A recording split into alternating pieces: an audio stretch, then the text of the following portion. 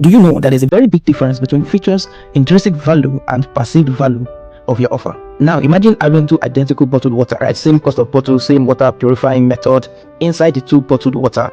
And let's say you wrap one bottle with a label that nobody knows and the other bottle with a very well-known expensive brand. Now, in that instance, the water and the bottle are the features of that product.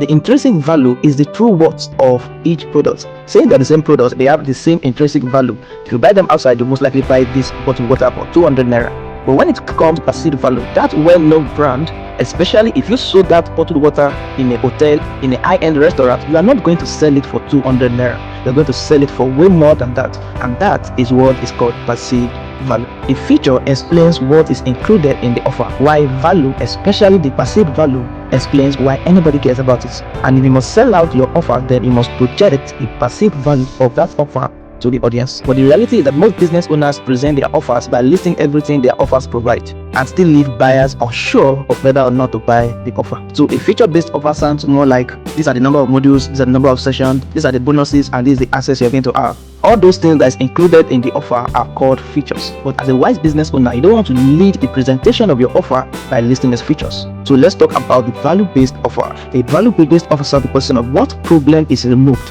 when someone gets this offer. What risk does this offer reduces? What speed or confidence does this offer create? How is the life of the buyer transformed? What status, what ego does this offer confer on the buyers? It's about the feeling, the emotional benefits, the perceived change in outcome that happens to the buyers when they buy your offer.